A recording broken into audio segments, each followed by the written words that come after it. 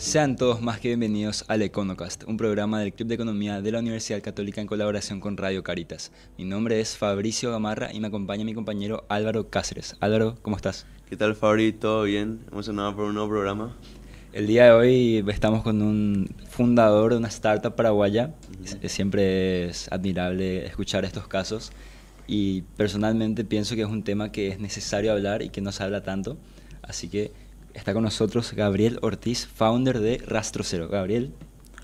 Hola, Fabri, Álvaro, ¿qué tal? ¿Cómo están? Mucho gusto estar acá, muchas gracias por invitarme y sí, espero podamos tener una conversación realmente enriquecedora y nada.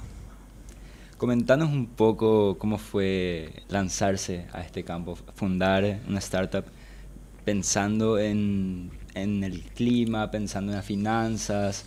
Entiendo que atravesaron un proceso, una aceleración que hubo de un banco que se llama Moonshot. ¿Cómo fue el proceso? Entiendo que son 3 socios más también, ¿verdad?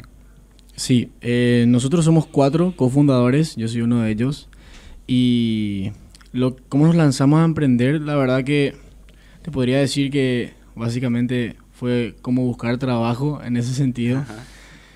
Al principio era visualizar así ideas que podíamos desarrollar entre los 4, porque siempre quisimos emprender, son 4 compañeros míos de la universidad, entonces nos conocimos ya estando, desde haber empezado a estudiar la carrera, y ahí debatiendo un poco qué podíamos sacar, la idea, se presentó esta oportunidad de Moonshot, que es un programa que organizó Buenobank con ITI.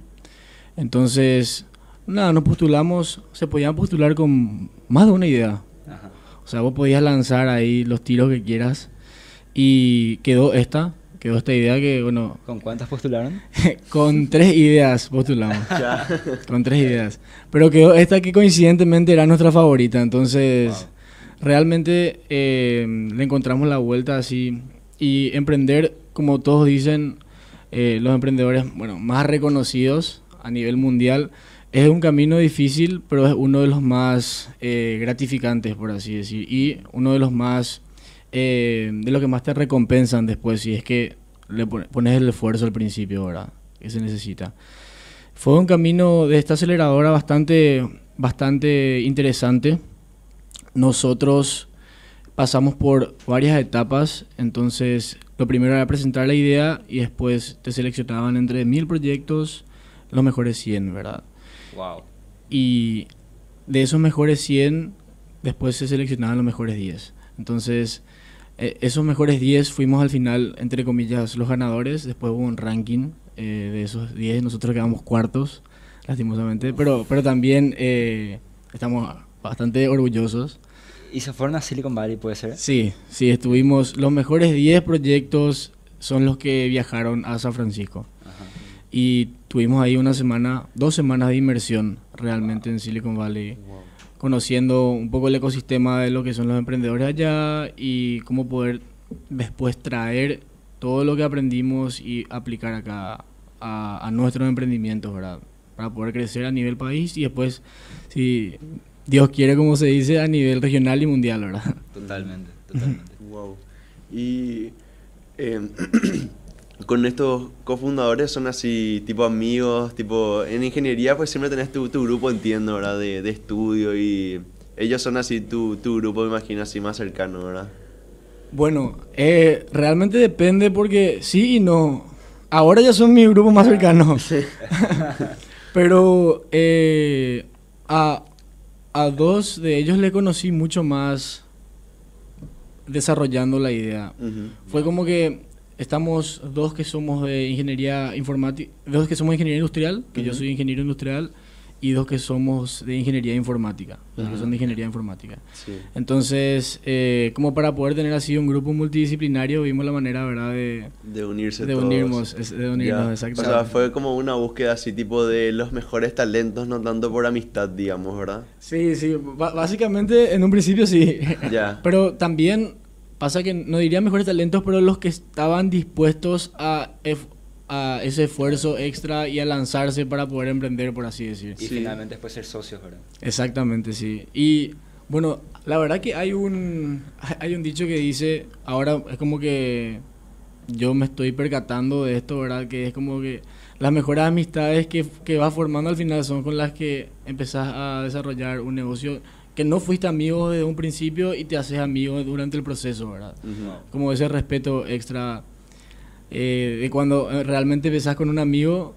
Es difícil plantarse muchas veces cuando estás emprendiendo con amistades reales.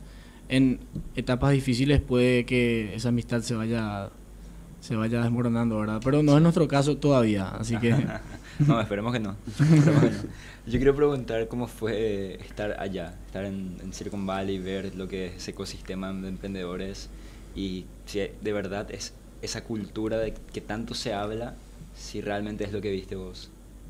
Claro, bueno, sí hay una cultura muy distinta allá, pero no solamente por decir que está como más enfocado en la tecnología y ya es el futuro, por así decir. Realmente no, yo estoy hablando de una cultura ya para emprendedores desde que están en la etapa early stages de su startup, en las etapas tempranas. Acá, si vamos a hacer comparaciones, para el emprendedor que está en la etapa temprana, empezando recién, hay como ese miedo de, no quiero decir mi idea, no quiero que me roben la idea. Es muy difícil encontrar una persona que sea tu mentor y realmente la que le puedas confiar, por así decir, y que te ayude a empezar. Claro. Allá desde que llegamos, todas las charlas se basaron en ese ecosistema que está unido, por así decir. Entonces, es como que a la persona que vos encuentres y te parece interesante que sea tu mentor, por así decir, que te acerques, le cuentes y el 99% de las veces es como que te va a ayudar, ¿verdad?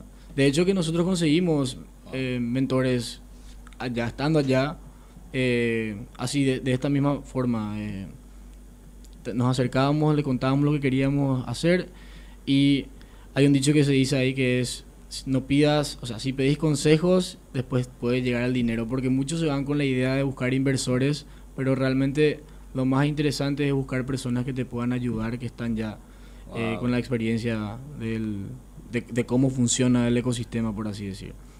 Y la cantidad de dinero destinado a founders, a fundadores de startups en lo que es el Bay Area de San Francisco, Silicon Valley, es mucho.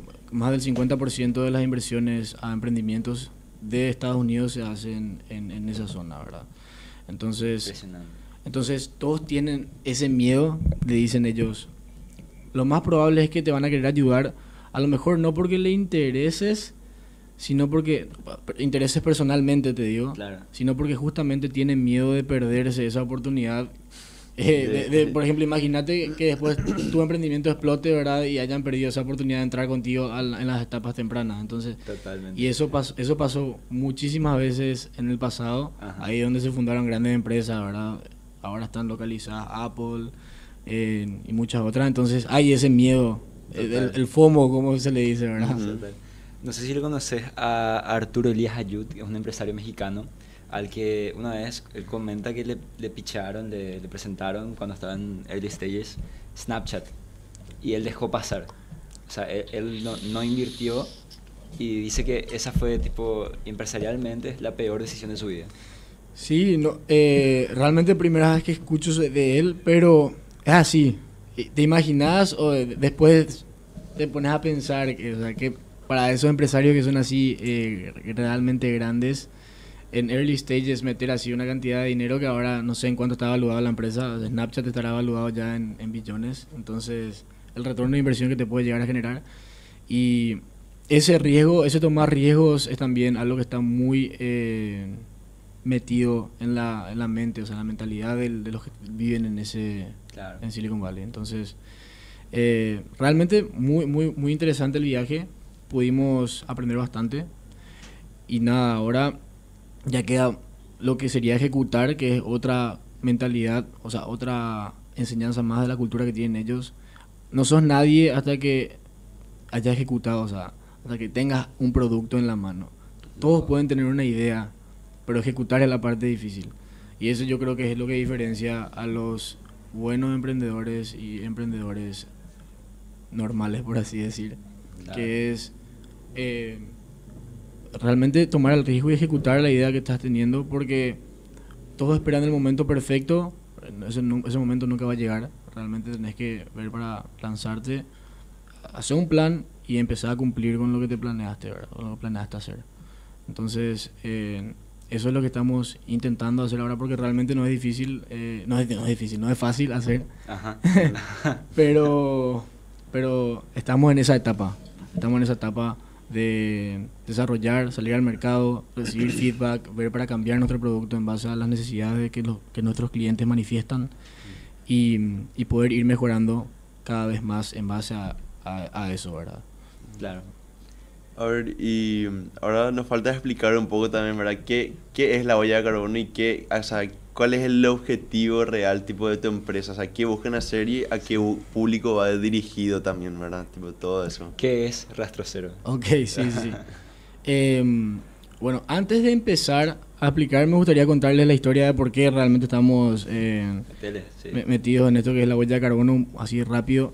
El año pasado fue la primera vez que yo estuve por San Francisco, por Silicon Valley, porque estuvimos participando de otro programa de incubación, pero que entramos en Taiwán con otro grupo de personas. O sea, yo tenía otro grupo Ya. de trabajo que éramos realmente un gran equipo. Y en ese primer programa de incubación terminamos ganando con una idea que era básicamente también enfocada en lo que era medir la huella de carbono, pero a nivel personal, es decir, que una persona se pueda ir al supermercado y en base a lo que compre pueda saber la huella de carbono de esa compra específicamente. O sea, Ujú.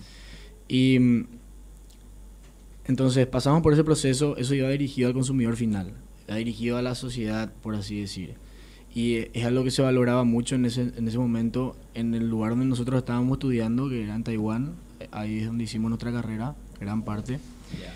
Y cuando volvimos de San Francisco, nos tocó venir a Paraguay y era como que se quedó en el aire esa idea, porque acá la cultura es distinta, y una vez que vos te das cuenta, ¿verdad?, de que importa bastante dónde lances tu emprendimiento, para quién estás lanzando, tiene que ir enfocado para un grupo en específico, como dijiste, Álvaro. Y nos dimos cuenta de que eso muy raramente iba a funcionar estando acá, porque no es algo que realmente tenga mucha importancia aún. Y de repente no hay conciencia tampoco sobre el tema, ¿verdad? Exacto. Y conciencia, pero sobre todo conocimiento antes de conciencia, ¿verdad? Porque muchas veces si no conoces sobre algo, es como que difícil luego que tengas conciencia sobre eso. Y así fue como empezamos Rastro Cero, o sea, con esa idea en la cabeza. Este año era como, ¿cómo podemos realmente generar el mismo impacto y brindarle valor a nuestros potenciales clientes? Entonces, empezó esto siendo una aplicación, una aplicación que básicamente te permita medir la huella de carbono de las compras asociadas, que bueno, básicamente la huella de carbono es lo que contamina un producto en base a todo lo que se contaminó durante su proceso de producción. Es decir, desde que sale la materia prima, todo el proceso de producción que conlleva realmente el desarrollo de ese producto, ya sea logística, uso de combustible, electricidad, todo eso englobado a un producto que puede ser un pedazo de carne, puede ser una barrita de cereal, el empaquetado, etcétera. Ujú. Entonces, lo que buscamos es medir la contaminación asociada a ese producto como tal y cómo generar ese impacto de que las personas al final se interesen por comprar productos que generen o que contaminen menos que otros. Es decir, no es dejar de comprar, porque muchos dicen, si dejas de comprar realmente reducís tu huella de carbono, pero no es dejar de comprar, es justamente premiar a las empresas que están haciendo sus esfuerzos para reducir la contaminación dentro de su proceso de producción con esta aplicación, que puedas con la aplicación saber cuáles son esas empresas y como puedes comprar un pedazo de carne que contamina tanto por ciento, tanto, ¿verdad? Numéricamente hablando, o ese mismo pedazo de carne que a lo mejor es un poco más caro pero contamina mucho menos, ¿verdad? Entonces va por ahí la mano y nosotros lo que hacemos es integrarnos a las aplicaciones bancarias y que cada vez que una persona realiza una compra con su tarjeta de crédito, débito, QR, que te pueda aparecer en tu aplicación, el Home Banking App, a cuánto equivale de contaminación esa compra que realizaste. Y eso es gratis para el usuario final del banco, pero realmente el cliente que está ofreciendo ese servicio a sus... Nuestro cliente es el banco que está ofreciendo ese servicio a sus usuarios finales. Entonces así fue como que buscamos la forma de generar el mismo impacto, pero haciendo como un shift hacia quienes eran nuestros clientes, que no era más monetariamente hablando el usuario final, sino que eran las empresas que se pueden beneficiar después de estos datos. Total. Y, o sea, ¿qué beneficios puede encontrar la empresa? Y también, tipo, una pregunta que me surge en base a lo que nos comentabas también es ¿qué beneficio encuentra el consumidor al elegir una marca o un producto que contamine menos? Sí, bueno, empezando por la empresa, en este caso los bancos, lo que tienen es, ahora se está avanzando mucho en lo que es finanzas sostenibles, se dice, ¿verdad? Sí. Y están todos estos nuevos productos sustentables como estos bonos temáticos que ya generan impacto social y ambiental. Exacto, y ambiental. Entonces, hay diferentes tipos de productos, así como los bonos, obtener mejores tasas y todos estos beneficios para las instituciones financieras al final dependen de qué tanto demuestren su compromiso ambientalmente hablando.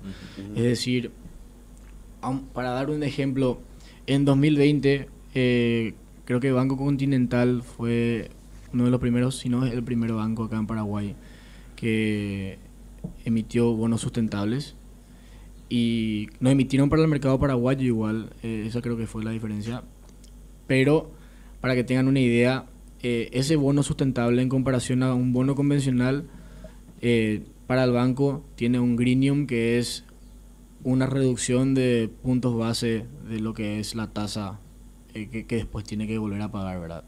Es decir, creo que para Continental en realidad fueron como 20 a 30, que equivale a 0.3%, creo. Que bueno, cuando hablamos de emitir, no sé, 50 millones de dólares, igual es mucho dinero que se terminan ahorrando cuando el cupón dura 5 años, ¿verdad? Entonces, ese tipo de reducciones se generan, al final ellos tienen que generar un marco regulatorio primero para poder ser electos a emitir o que le puedan seleccionar y calificar ese bono, y es necesario poder medir la huella de carbono, poder medir la huella de a dónde realmente se va destinado ese dinero que el banco está prestando, por así decirlo, ¿verdad? Y también de alguna forma es ponerse a la par de los parámetros internacionales. Sí. O sea, empresas como los bancos paraguayos que quieren destacarse por innovación, por ser una empresa amigable con el medio ambiente y demás, necesitan este tipo de herramientas. Sí, bueno, eso es un punto realmente interesante, que es en Europa, por ejemplo, ya es un marco regulatorio medir tu huella de carbono y generar estos reportes, ¿verdad? Gubernamentalmente hablando ya. Especulamos que esto es algo que va a llegar a Latinoamérica en algún punto. De igual forma, mientras eso todavía no esté presente, básicamente lo importante es poder demostrar cuáles son los beneficios que esto puede brindar a estas instituciones de igual forma, ¿verdad? Pero sí, de hecho que si es que hay inversores con porcentaje de inversión mayoritario en una empresa, no estando en Europa, estando en Latinoamérica, igual a ese inversor le puede requerir, por ejemplo, el gobierno un reporte de sostenibilidad de esa empresa para que él pueda demostrar cuánto se está contaminando, cuánto están ellos haciendo esfuerzos para reducir esa contaminación. Entonces, es algo que está bastante conectado, por así decir, ahora, aunque no haya llegado regulatoriamente hablando al país, sí afecta a empresas multinacionales por sobre todo. Sí. Y para el consumidor, el beneficio, eso ya depende de qué tan bueno termine siendo la plataforma, ¿verdad?, que estamos desarrollando, de qué tan buena termine siendo. Al final, lo ideal es poder concientizar el consumo, ¿verdad? Que todo el mercado se mueve en base a lo que consumen las personas. Entonces, si se logra concientizar al usuario final que pueda realmente comprar y tener, por así decir, la contaminación de cada producto en su cabeza, al final esos esfuerzos de las empresas también van a cambiar como para poder realmente encontrarse con los intereses del usuario. Sí, por así decir. Iba a decir meet, pero no. Meet con lo que el usuario quiere, ¿verdad? Claro. O sea, sí, tipo concientizarse realmente. Y yo, o sea, ahora me estaba acordando nomás mientras comentabas también. Yo me acuerdo que en el colegio, por ejemplo, mucho, o sea, de chicos, ya nos empezaron a enseñar un poco a estar así, no sé, a reciclar, juntar la basura, las tapitas, separar la basura, ¿verdad? Que creo que nuestra generación por lo menos entiende bien, ¿verdad? O sea, sigue siendo un problema a nivel país, tipo la sociedad, por ejemplo, pero yo me acuerdo de eso, no sé si sí, ¿verdad? Sí, Tipo, total. Creo que ya es algo que con nosotros va a cambiar y con los hijos que vengan de nuestra generación también. Sí. No, totalmente. Pero de hecho que antes también, o sea, las generaciones anteriores yo creo que reciclaban sin darse cuenta muchas veces. Que mi papá seguramente habrá compartido su misma remera con 15 de sus primos, ¿verdad? Una vez que creces le regalaba a tu primo y así la cadena al final eso es reciclar. O si es que te compras una botella de plástico, después guardas para cargar agua otra vez en esa botella. Sí. Entonces, hay como esos puntos, ¿verdad? Que al final son reciclar también es reciclar, pero no nos damos cuenta. Lo que nosotros queremos lograr es, como siempre digo, ahora mismo nos estamos enfocando en una visión un poco más macro de lo que es las emisiones a nivel país. Queremos poder calcular básicamente lo que equivale en contaminación cada compra que se realice con una tarjeta de crédito, débito, lo que sea. Y en un futuro ya sería también dentro de nuestra base de datos poder meter factores de contaminación de empresas específicas que estén alineadas con la sostenibilidad. ¿Y a qué me refiero con esto? Por ejemplo, ahora mismo tenemos lo que contamina un café convencional, pero queremos tener también después alianzas con marcas específicas que estén alineadas con la sostenibilidad, como por ejemplo, bueno, a nivel mundial Starbucks es una muy famosa, ¿verdad? No digo esto específicamente, ¿verdad? Pero tomando en cuenta una marca que contamine menos, ese café que tenga menos contaminación que uno convencional, poder después tener eso diferenciado en lo que es nuestro producto y poder ofrecer en la aplicación del banco mismo, así como te ofrecen reintegro ahora de ciertas marcas que te pueden ofrecer reintegro, descuentos, etcétera, hacia esas marcas, si es que compras, que están alineadas con cuidar el medio ambiente, por así decir. Claro. Entonces ahí no es que dejas de comprar café, sino que estás comprando una marca que realmente está realizando esfuerzos para poder reducir lo que contamina y ofrecer un producto más sustentable, por así decir. Se me ocurren muchas ideas con lo que estás comentando. Sí, y pienso, ¿verdad? Lo que el banco o la financiera contamina, yo no sé si está tanto en lo que hace directamente en sus oficinas, por ejemplo, sino tal vez en los proyectos que financia. Así como nosotros, por ejemplo, compramos productos, los bancos tienen que no solamente captar fondos, sino también colocar fondos, y lo hacen en empresas, emprendimientos, proyectos de inversión que se le presentan como oportunidades de negocio, ¿verdad? Y muchas veces uno piensa que los bancos, los criterios de inversión que tiene o de prestar dinero deberían estar alineados con este tipo de cosas, tener en cuenta la huella de carbono de determinado producto y demás que la empresa a la que van a financiar tiene. No sé si es tanto así lo que ocurre, creo que no todavía en nuestro país, y creo que tipo ustedes podrían también incorporar esa herramienta para los bancos, no sé si ya lo pensaron, seguramente que sí, para los bancos de que no sea algo que solamente sea para el consumidor, sino que las empresas tengan que, para presentar sus ideas de negocio a los bancos, tener en cuenta eso. Totalmente, sí, es algo que se nos pasó varias veces por la cabeza. Ahora mismo lo que tenemos es, porque tenés razón, si una empresa, por ejemplo, llega a presentar estos datos de contaminación en un reporte al banco, hay varios bancos que ya tienen una tasa diferenciada para productos que realmente puedan ayudar al medio ambiente. Bueno, estamos hablando de reforestación, energías renovables, entonces probablemente la tasa del préstamo sea mucho menor a un préstamo convencional, por así decirlo. Claro. Entonces, esto es algo que sí, bueno, acá en Paraguay sí ya pasó, y creo que un ejemplo bastante famoso es el de la AFD, aunque no es un banco como tal, ¿verdad? O sea, pero ellos por ejemplo sí prestan mucho dinero para productos que, o sea, para proyectos sustentables, por así decir. Y lo que nosotros ahora estamos implementando es cómo el banco puede medir la contaminación que está relacionada a su cartera de préstamos, inversiones actuales, es decir, actuales. Y eso queremos después expandir a lo que dijiste, que es que las empresas mismas puedan medir antes de presentar su proyecto al banco, por así decir.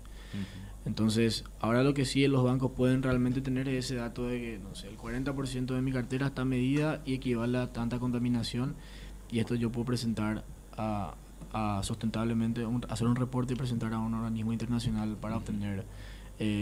Ahí ya depende de los intereses del banco, calificación de riesgos, sí, entre otras cosas, ¿verdad? Sí. Y en este sentido, o sea, dijiste la AFD, por ejemplo, la Agencia Financiera de Desarrollo, sí, es un ente público, no es en sí un banco, pero puede decirse que es un banco de segundo nivel, o sea, banco que presta bancos. Exacto. Sí. Sí. Y te quería preguntar, ¿esto puede tener cabida desde el sector gubernamental y de ahí ir bajando hacia la sociedad? Todo depende. Realmente yo creo que es muy pronto para el país. A mí me beneficiaría que esté regulado, ¿verdad? Claro. Pero yo creo que, siendo sincero, yo creo que es muy pronto para el país bajar una línea regulatoria en este sentido, porque lo que está ocurriendo ahora en Europa es que, sin importar qué tan grande sea tu empresa, sea una pyme, una corporación, tenés que medir, tenés que pagar impuestos al carbono, y eso lo que está teniendo como consecuencia es que muchos emprendedores, dueños de negocios, que tienen que pagar impuestos realmente, según lo que me explican a mí, ni siquiera saben de qué son, están viendo la forma de vivir, de mudarse y poder llevar esos negocios a otros países, ¿verdad?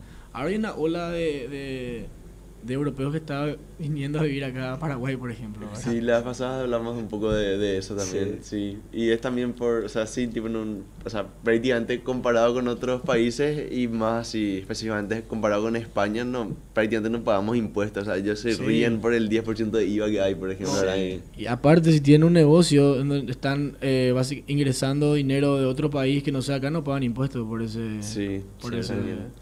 Entonces, yo creo que es muy pronto. Muchas personas, imagínate que allá hay ese conocimiento de qué es, de qué es, y si se baja ahora una línea regulatoria sobre el tema acá, va a ser como, no sé, va a llegar esa notificación a las empresas, y las que son pequeñas, y también las corporaciones van a decir como, ¿qué es esto más o menos, verdad? ¿Y por qué tengo que pagar un impuesto? Que yo creo que ahora mismo se deberían de pagar impuestos por otras cosas antes de esto, ¿verdad? Claro. Claro. Pero sí, a mí me encantaría, en un futuro va a llegar, en un futuro va a llegar. No creo todavía, a lo mejor después de 2030, después de 2030 llegue, porque Paraguay tiene que volver a firmar el Acuerdo de París. Sí. El Acuerdo de París que, bueno, básicamente establece que para 2030 lo que firmó Paraguay es que tiene que reducir un 20% de su contaminación o de sus emisiones con respecto a un nivel bajo, ¿verdad? Entonces, que es business as usual, ¿verdad? Ujú. Entonces Paraguay tiene que lograr ese objetivo y en 2030, si es que vuelve a firmar el acuerdo, seguramente va a presentar objetivos más ambiciosos de reducción para 2050, ya sea 30%, 40%, lo que sea, ¿verdad? Porque podemos decir que somos un país bastante sustentable por nuestra nuestra red de energía, ¿verdad? Que es casi 100% verde. Ujú. O sea, 100% verde, pero no significa que no haya un factor de contaminación. Pero en un futuro la cantidad que estamos generando va a quedar corta y Sí. vamos a tener que depender de otros tipos de energía. Entonces no se sabe si siempre van a ser sustentables. Y de hecho lo que se está apuntando es, por ejemplo, con la construcción del gasoducto de ahí en Argentina, de abandonar eso. O sea, porque la contaminación del gasoducto, porque, viste, el gas que hay en Argentina no es 100% limpio. Es shale gas, creo que le llaman. Shell gas, sí. Y tenemos un amigo en el Club de Economía que solemos invitar también, que es experto en estas cuestiones de energía renovable, Nico Foisac, a quien le mandamos un saludo si está escuchando esto. Y él nos decía, o sea, en Paraguay nos encanta decir que nuestra energía es 100% renovable. Al presidente y a además miembros del gabinete les encanta ir afuera y vender el Paraguay como esa marca. Sí. Pero realmente hay un límite y estamos alcanzando ese límite. Creo que justamente en 2030 vamos Sí. a alcanzar. Bueno, esa es la predicción ahora. Ajá. Antes era 2035, ahora bajo 2030. Ajá. Sí, pasa que Paraguay ahora mismo es muy atractivo para negocios afuera. Llegan estas noticias de que va a ser una red, va a ser un centro para data centers, para inteligencia artificial, todo eso conlleva un gran consumo energético. Entonces, si nosotros seguimos trayendo eso, o sea, traer eso a nuestro país, en algún momento se va a acabar el supply, por así decir, de lo que tenemos. Ahora mismo está todo esto de la criptominería, ¿verdad? Las granjas de criptominería consumen bastante energía. Entonces. Que en nuestro país hay. Y tipo, no sé, parece como que pretenden que no hay. Sí, totalmente. totalmente. Así es. Y el consumo energético que se desperdicia, por ejemplo, tiene que ver con la huella de carbono. El consumo energético que se Por las desperdicia. redes de distribución Sí. deficientes. Sí, tiene que ver. Básicamente todo está dentro de una matriz de datos que es gigante, pero sí se toma en cuenta la energía que se pierde en las redes de transmisión, por ejemplo, de energía. Todo eso para saber el coeficiente final de lo que es la contaminación energética. Si entras a ver ahora es muy interesante porque vas a poder sacar cuál es el coeficiente de emisión, o sea, cuánto es lo que contamina la red energética de Brasil, por ejemplo, y te va a salir 0.030 y algo Ujú. cada kilowatt, o sea, que estés utilizando. Híjole. Es 0.030 y algo kilogramos de CO2 por kilowatt hora, básicamente. Y si pones el de Paraguay está por ahí también, está 0.0. Por eso digo que no es cero como tal. Siempre va a haber una contaminación asociada, porque no es solamente que la red sea sustentable, sino que todo ese proceso de generar energía, ya sea, por ejemplo, construir la represa, o sea, cuánto se contamina indirectamente, ¿verdad?, para llegar a esa energía. Todo se toma en cuenta. Todo eso se toma en cuenta.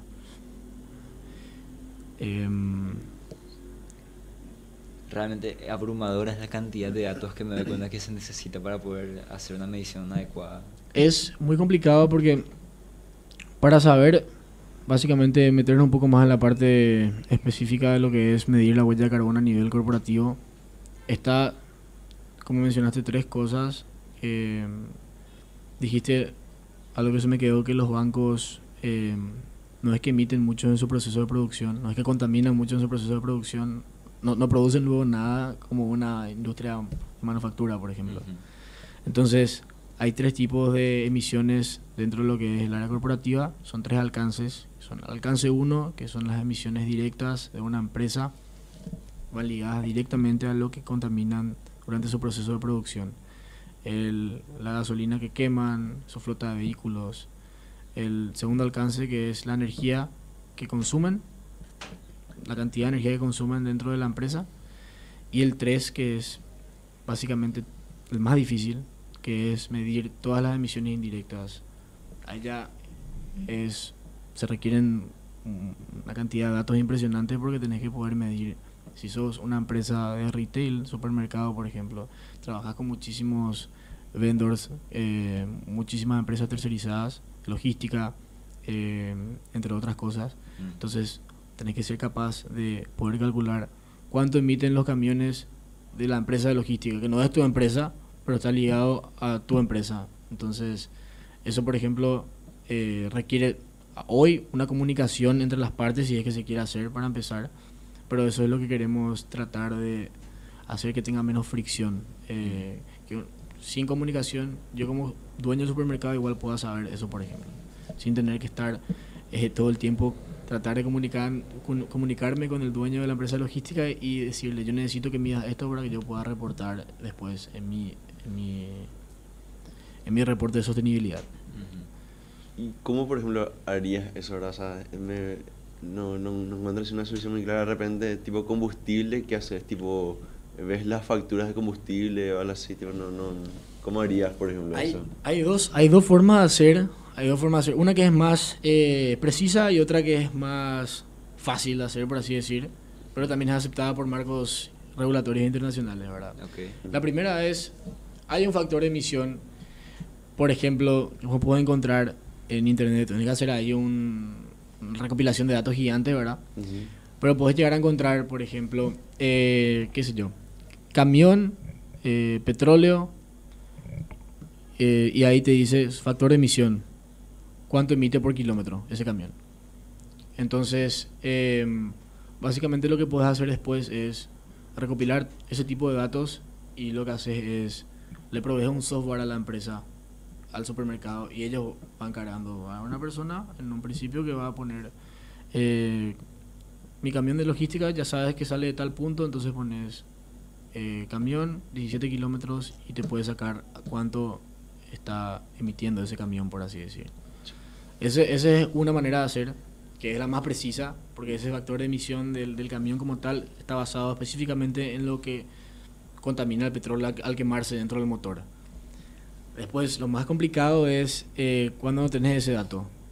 Y ahí es lo que se utiliza, es otro método, que es, hay un factor por sector económico. Bueno, esto le va a interesar, ¿verdad? Un factor por sector económico, que hay un sector económico en una matriz que se llama logística, que no solamente toma en cuenta los camiones, toma en cuenta aviones, barcos, autos. Por eso digo que es menos preciso. Y en base a una ponderación saca un factor del sector económico. Es un dato general. Exactamente. Pero ese ya no está ligado al kilómetro que recorrió tu empresa de logística. Está ligado a lo que gastaste en la empresa de logística. Entonces ahí ya es el que va a cargar en la computadora, va a cargar 2 millones de guaraníes y va a seleccionar el factor. Va a seleccionar el sector económico, logística, y le va a calcular en base a lo que gastó en ese sector económico. Esa es la otra forma de calcular, por así decir. Wow. No, te digo, creo que es un negocio de datos. Sí, no, totalmente. Es muy interesante al final. Yo siempre que me preguntan, digo que somos más como una empresa de tecnología que ambiental. O sea, ese es nuestro objetivo, ¿verdad? Pero nos enfocamos en cómo realmente hacer esto más fácil para las empresas, ¿verdad? Entonces, sí, es un negocio de datos más que de otra cosa. y un negocio muy joven. O sea, realmente estoy pensando y no se me ocurre así, no hay muchas empresas que estén ni siquiera relacionadas al mismo sector por ahí. O sea, hay por ejemplo una empresa que es soluciones ecológicas, o sea, que es medio parecido, ¿verdad? También es ambientalista, digamos, que es tipo separación de basura, eso, no sé si ya van a escuchar Sí, eso, creo que conocen. Pero aparte de eso, creo que no conozco absolutamente nada, así en Paraguay al menos, que se dedique a eso. Hay siempre, estas grandes consultoras tienen sus consultores ambientales, ¿verdad? Deloitte acá en Paraguay no tiene, creo que Deloitte acá es principalmente contabilidad aún, pero está la Price, está EY, ¿verdad? O sea, Ujú. todos tienen estos consultores capacitados y cómo se hace ahora en Paraguay es como una consultoría clásica, le contratas a alguien que está especializado y tiene que ir a tu empresa, hacerte preguntas, tiene que ver los datos, recopilar y está después en un periodo de 3 meses te genera un documento final, ¿verdad? Con tus emisiones. Entonces, hay empresas que hacen eso hoy. Lo que queremos nosotros lograr es que cada empresa, o sea, cada corporación que quiera medir sea autónoma, por así decir. Si yo soy un analista dentro de la empresa, no tengo realmente mucha experiencia de cómo hacer una medición de huella de carbono porque no es algo fácil, pero tenga esa facilidad de con los datos de cuáles son las actividades que se realizan dentro de la empresa, puedo sacar realmente cuánto es lo que se contamina, cuánto es mi huella de carbono. Y eso es lo que un poco la palabra que muchos usan, que es democratizar, ¿verdad? Ajá. Democratizar. Y que pueda realmente ser más fácil para las corporaciones. Tal. Qué interesante programas. Yo sabía que este iba a ser una conversación que iba a cambiar bastante mi manera de ver esto, porque realmente, por ejemplo, en la carrera no se habla del tema. No se habla nada. mucho del tema. Y es súper importante y creo que va a ser muy importante, sobre todo en el futuro. Y nada, agradecerte y decirte que es admirable lo que están haciendo. Ver emprendedores paraguayos que tienen esta mirada tan innovadora y apuntan a cambiar realmente cultura, porque es parte de la cultura, me parece muy, muy aplaudible, muy admirable. Oh, gracias. Entonces, nada, Gabriel, encantados de haberte escuchado, de estar contigo y ver la evolución que va a tener el proyecto, ¿verdad? No, gracias. Muchísimas gracias a ustedes por invitarme. El gusto es mío de poder estar hablando acá. Ojalá que crezca realmente un poco lo que es el tema dentro del país. Y que no se le vea como algo malo, que es lo que está pasando ahora en otros países, ¿verdad? Que llegaron a un límite de todo lo que son las regulaciones. Sí. Entonces, nada, eso. Hay que saber siempre entender de que no es dejar de comprar, no es básicamente ser extremista en cuanto a lo que es la sostenibilidad del medio ambiente, sino que es seguir comprando, que al final esa empresa te pueda generar beneficios por comprar hacia un producto más sustentable. Total. No, muchísimas gracias, Álvaro. No, gracias Gaby, en serio, realmente un honor tenerte. Súper interesante el tema, realmente algo que no se había ni parecido, no se había tocado, al menos en el programa. Estoy seguro en el futuro vamos a recordar este momento y me va a decir, tipo, chato. Y nosotros hablamos con Gaby al comienzo de... Ojalá que sí, ojalá que sí. No, así va a ser. Y nada, eso también Fabri por otro programa realmente súper interesante, siempre hablar de cosas nuevas, ¿verdad? Siempre, como todo está así relacionado a la economía otra vez, tipo que... Por eso es la madre de todas las ciencias. Siempre está relacionado, sí. Bueno, muchísimas gracias, gente. Nos estamos viendo en el próximo programa.